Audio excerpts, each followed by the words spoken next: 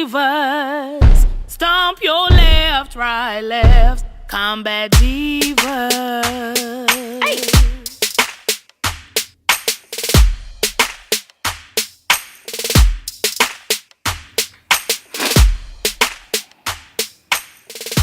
Yo, welcome back to the Combat Diva podcast. This your girl TG and your girl Tanisha B.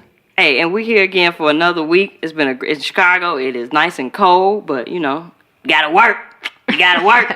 So a little cold ain't gonna stop us. Never. It's been some uproar in this recent times about just gender role questions. I'm assuming like I would like to lump it in that category, but maybe more just questions about or comparing, you know, your relationship with your man with your relationship with your kids or your children. Well, I just say, I'm sorry, it's your spouse mostly. Well, yeah, your relationship with your spouse. I mean, we see it as spouse, but people are not comparing their relationship with their spouse, I don't think. And if they were, maybe this conversation would go different. But they just comparing their relationship with their children, because now I've seen these questions pop back up with who eat first and all this other shit. So, like, I would like to touch on that subject only because I don't understand the uproar on the other end of the spectrum. And so maybe somebody can shed some light on that area for me. I chalked it up as old school versus kind of like a new school type of mentality. But I was reading an article, and it was about Ayesha Curry. So Ayesha Curry is Steph Curry's wife. Steph Curry, he's a basketball player, played for the Golden State Warriors. And she had made a statement to say that she puts her relationship with her husband above her children. And of course, she immediately got a whole lot of backlash about that, because I think the first thing people go to is neglect.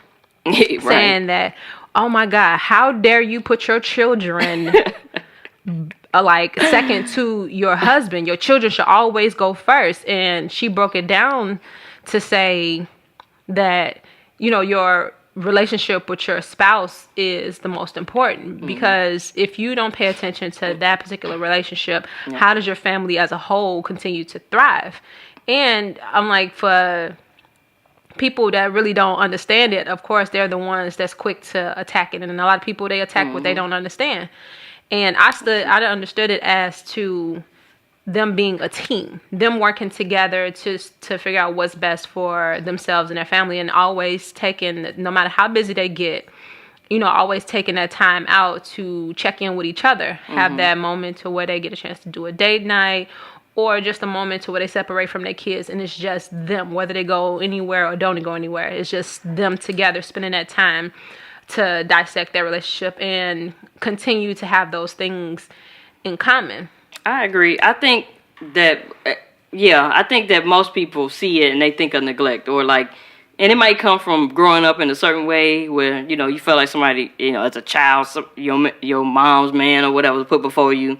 Like, it could be a plethora of things, but coming from a standpoint that's married, it is so easy to put your child before, you know, your marriage and whatever else you got going on. Because when I first got married, and of course inexperienced, and we had a baby, it was just like, you know, I was obsessed with the baby, and I just wanted to make sure the baby was okay, and I wanted to make sure the baby was okay.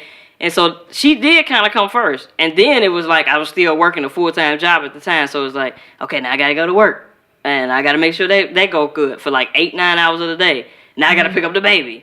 And now we just focus on the baby again. And like me and my husband had like sometime, maybe like an hour at night. Like, so how was your day? Oh, it was good. How was your day? So like, cause I mean, if you in a 2-worker household, y'all might not get home, especially if you live in Chicago, because of traffic. You might not get home till 7-8 o'clock at night. So now you dealing with the whole, okay, now we got to hurry up and eat, you know, and now we got to get ready for bed, get the baby ready for bed first, and then we can get ready for bed. And then you stuck with that small window of time to have with your spouse.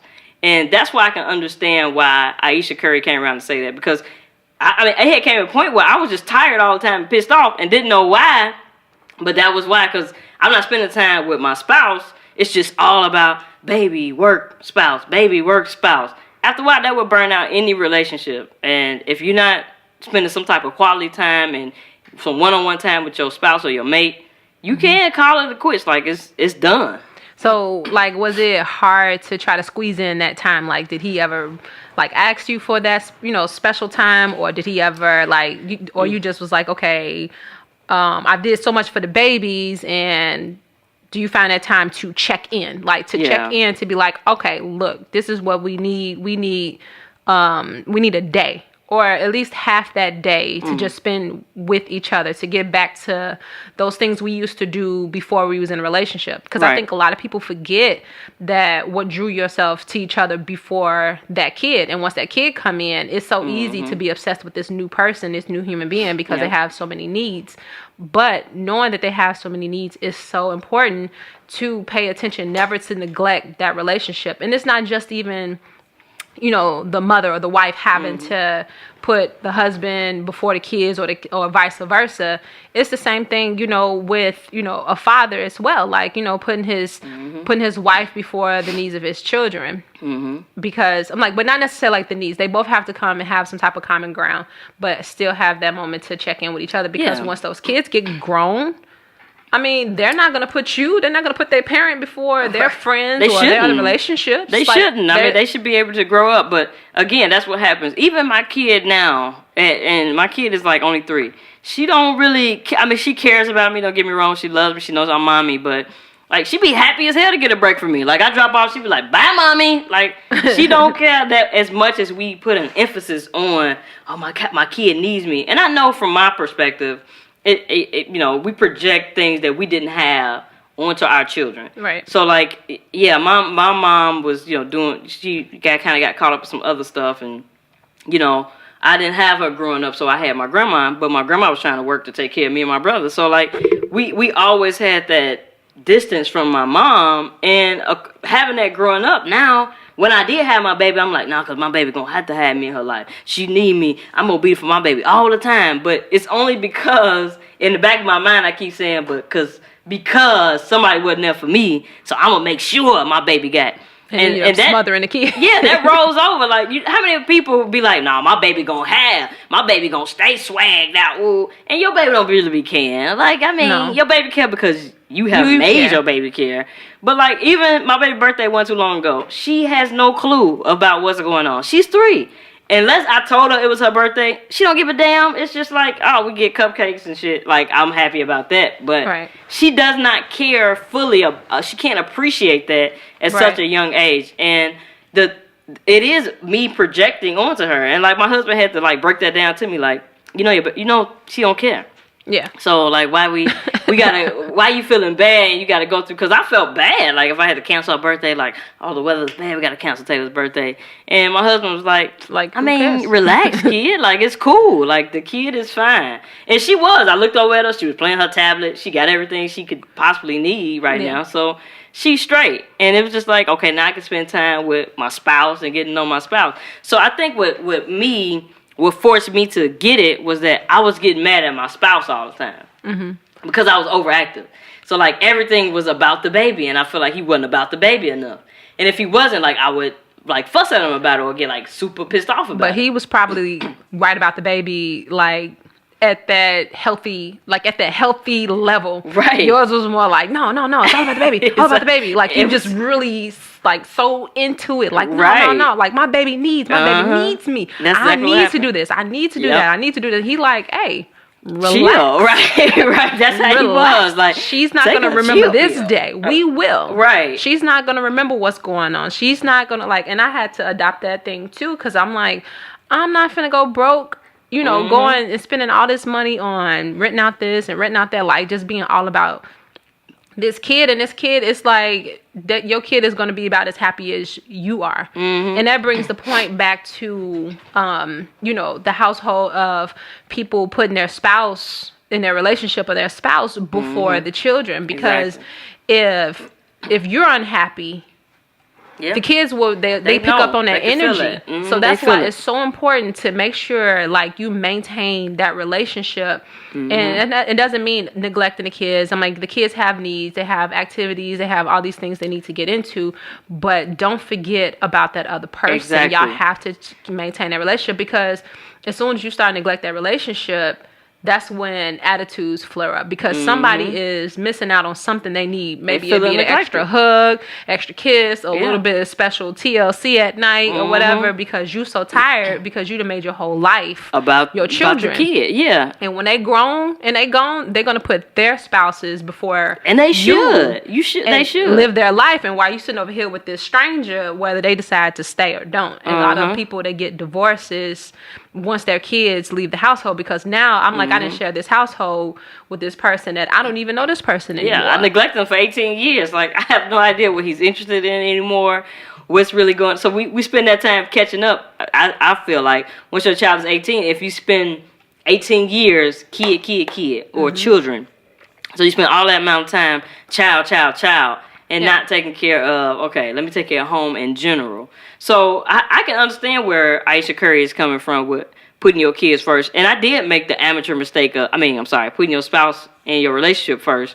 Because I made the amateur mistake of not putting my spouse in my relationship first. But, now that I do, I can clearly see the difference. Yeah. And, the stress I felt like I was under in the beginning versus, now we have, a child and we make time for our relationship. I don't really like the concept of date night per se because you got all this energy built up for one day. It's just like, so it's just that one day, like we can, fuck you Monday through Thursday, but Friday, date night, like we got to spend time with each other, get to know each other. Like it's kind of, it feels forced. It do feel forced. And I would like it to be a natural flow of us paying attention to each other every day versus just that one day and then we gone. Then I would say don't make it, it's like the date night. So don't call it date night. Just carve out some time to be like, hey, we took the kids or I took the kid over to the sitter's house and hey, let's go do something.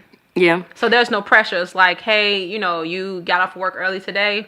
Okay, I got a little bit extra time. Let's go do something. So don't be like, put all that pressure on like, all right, Thursday night, that's going to be the day. Right. We're trying to cram all these things that we want to do into one day to be like, you know what? Hey, let's go grab something to eat. Let's go grab some dinner. Let's go grab a movie. Let's go do bowling or I don't always have to be going out though. Like, no. Even if we do a Netflix and chill, quote unquote, that's fine too. The baby went to sleep, we put the baby to sleep at 8 o'clock. Now here we are spending time with one another, watching a movie, eating popcorn. Cuddling up, laughing, joking or whatever. Whatever we do, like, that should be able to be made time for. Not just, it don't have to be one day a week. Right. Like, because even, I made sure my baby never slept in the bed with me.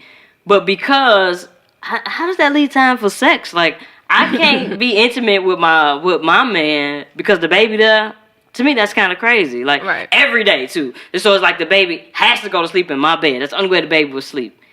That's ludicrous. Right. How you going to have sex? Or let the baby fall asleep in your bed, and then you pick that baby up and put that baby in their own bed. Right, put the baby in their own bed. So, like, I did do the whole, good night, baby, type of thing. And here's your teddy bear, and read you a story, go to bed type of thing, like on TV, because I'm not a nympho, but I enjoy sex, often. Having a healthy sex life. I think it's very important. No, it is. And so, I need to have a healthy sex life. Like, that's not an option to me. Like, oh man, we're gonna have sex tonight or not? It's been 6 days. We gotta pencil it in. Like, no, today Wednesday was the day. Right. Wednesday was the day we were supposed to get down. Now I'm frustrated because we're supposed to have sex on Wednesdays. Damn it.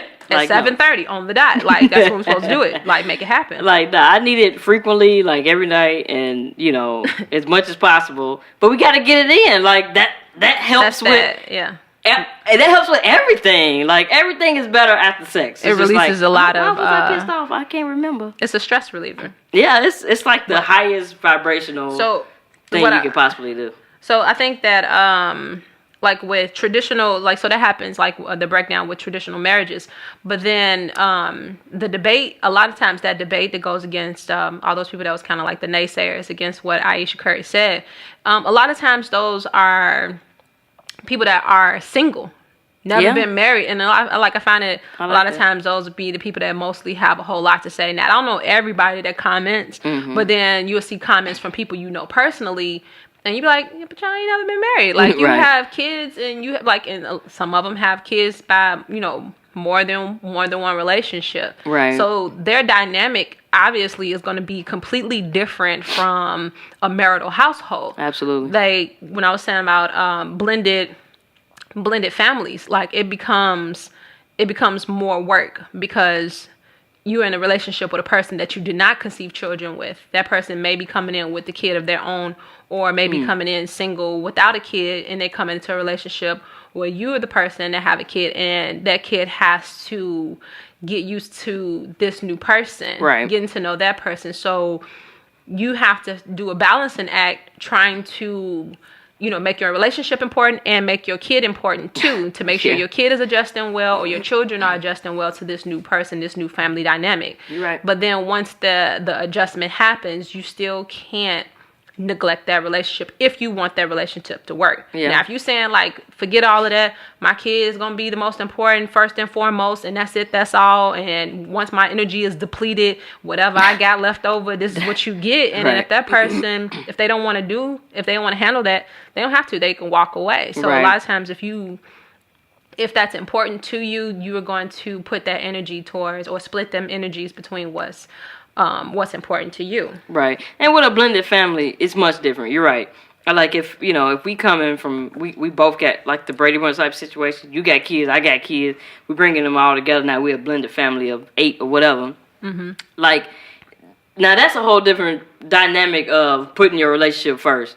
Because these kids getting to know your new husband or your new wife or whatever. So like, that's a whole different situation that has to go on. So yeah, there has to be a nice divide and make sure the kids are acclimating pretty well, but still not to take away from whatever you got going on with your spouse.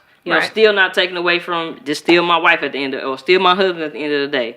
Like, I understand that you know your dad and you love your dad, but this is, we living with this dad now. So it's to acclimate that has to be difficult, because I've never been in that situation per se, but I have seen it on the outside in, and it's got to be difficult blending 2 different families or 2 different kids, and still put your husband first, or still put your mate first, because you can't help but worry about your kid and how your kid is acclimating. But then also to switch, like, not even to like to completely switch gears, but like just to add something to it, like how people are in marriages, but then they put their parents above their spouse. See, okay, go ahead. I have like a big problem with that. They put their parents above their spouse. They like, well, no, that's my mom, or no, that's my dad. I have to do this. I have to do that. And then it comes to the point where the needs of their parents come above the needs of their spouse, and then their spouse end up into it, and then that parent don't even have enough sense to be like, to separate themselves from the situation, to be like, okay, no, you need to focus. But if you have a selfish parent, they will take all of that focus and be like, it's me and you to the end. That's crazy I gave to birth me. To you, like, that's like get this person. That's that neurotic parenting shit. That's that, my kid was my life all this time, so you ain't gonna come in and break this bond. It's not that serious. Like, allow your children to be who they are. It's, parenting is that intimate, relationship between you and your child. But at the same time, like, you gotta know when to let go. And it happens all the time. Like, even when they small, you gotta learn to let go. Okay, I can't, she gotta break away sometime. Like, you have to. But then if you that parent that's keep interjecting yourself in your child's life, I think you the one got the problem at this point. But the children feel so guilty, and they don't know what side to pick. But you know why they feel that way? They feel that way because that's that same parent that put that kid above their relationship, as to why they're interjecting into their kids' relationships, because they neglected their relationship that they had. That's messed and up. Now they're like, okay, so this person ain't here. My kid is all I got. Right. And now they're all into their kid's life, like a vengeance. That's like, crazy. you owe me. And then that kid feels guilty You owe me. to feel like, man, my mom, she did give up her life for me, so I have to in turn give up my life for her. That's that and your bullshit. relationship suffers. So at the end, you got your 90-something-year-old mama and your 70-something-year-old kid, and that's all y'all got. Man, is each other. I can't do it. Like, it has to be a nice fine line. Like, I love, because my mom's on Straight Street now. I appreciate it. I love my mom. I love my grandparents and all of that. And if they need me, I'm there. But at the same time, I mean, if it's a nice balance between, I have responsibilities now. I have a spouse. I have a child. So They gonna come a little bit, down the line. Like, hey, I got you, but first I'm gonna take care of home, and then I'll take care of you. Right. Because at the end of the day, I mean, you have to be able to encourage healthy relationships with other people. That's why I see now why some parents say it's so important that they show their kids that they're affectionate with their spouse. Like, I kiss my wife, in the morning. My kid be right there. I hug my wife. I may pat her on the booty or whatever. But I want them to see what a healthy relationship looks like. I want them to see I love their mom. I love my wife, and I want them to see that. Right. And they in turn grow up knowing that that's a healthy relationship. And that's how they would, in turn, want to be treated, or treat their significant other. Right. That's so important. But that whole, you got to be around me and you got to, I think that's just some miserable shit, to be honest with you. That's not parenting. No. That's misery, and misery enjoys company, and now you dragging a whole nother person down with your ass. Like, get a life, mama. Yeah, but find a man. Find somebody. But you know what? Like, me, myself, like, I am single, but... You single? You looking for people? No, I'm not looking. Oh, okay, I just want to make sure. Looking. Just in case somebody was wondering. No. I have a soul in mind. Oh. Like, we've connected, but well, not that's just, a different conversation for a different day. I can't wait to touch on that. I have a soul in mind. What the fuck does that mean? I have a soul in mind. Okay, we're gonna touch on that another day. A soul in mind. There's somebody I'm gonna be with in the future in 6 years. So fuck everybody else. No. But look, what I was saying was. I have that struggle like with my mom. Uh-huh. Like not like, to like the highest degree. Like it's not bad, but like if you don't pay attention, it could get bad because she was one of those people that she put us first, but we had a non-traditional type of dynamic. Like my father, like I don't remember my father being there like the first few memories because he, stayed in a lot of trouble. Okay. So my mom, she made me and my brother her entire world. And then when my father came back, after getting out of trouble, coming home or whatever, it was kind of hard to balance that because later on they did get married. I was like around 4 or 5 years old.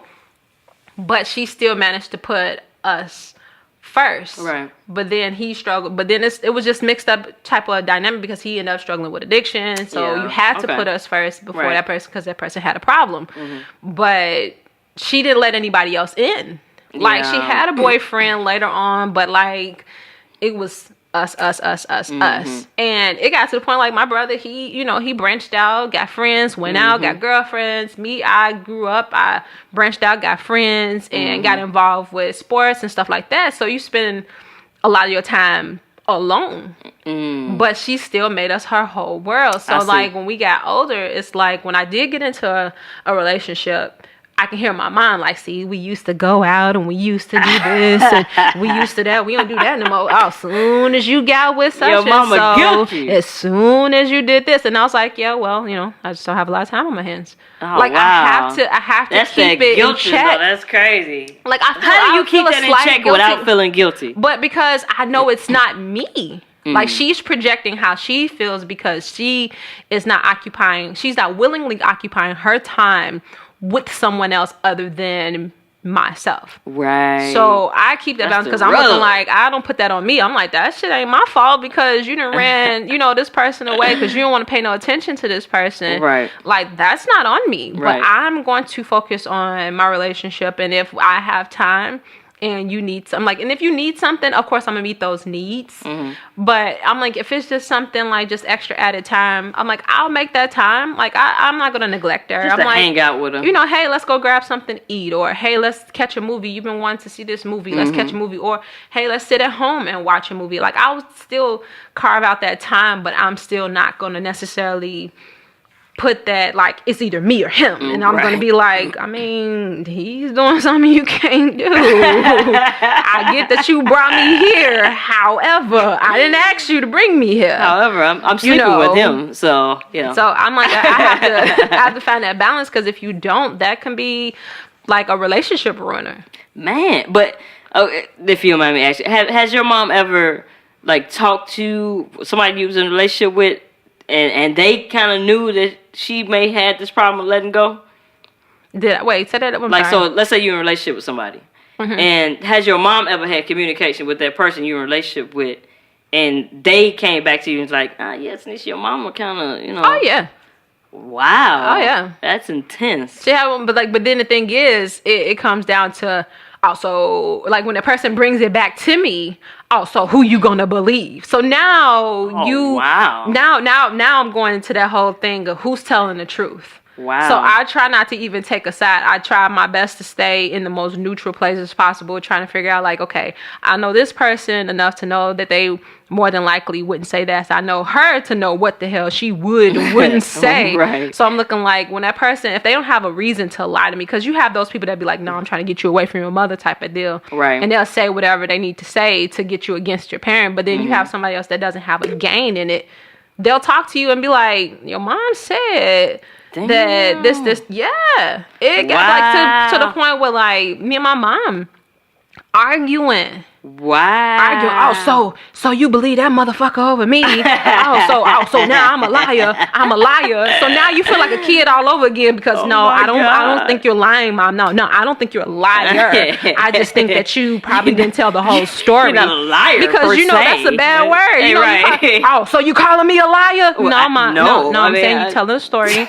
I just feel like maybe the stories is not matching up. Maybe how it's being said. Because no, Mama, you're not like she gonna whoop my ass. Like I'm 30 something years old. Like, you ain't finna whoop my ass. So what? Right. I'm like, yeah, you lied.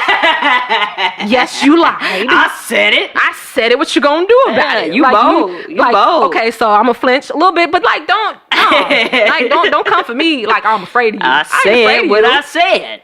You lied. Like, you lied. It's point blank, period. But it's so easy because your parent knows you so much that they can get into your brain to be like, so wait. They know what get up on your skin. But why would my mom say that? Mm-hmm. So, like, it gets tough. It gets so tough when your parent made you their whole world.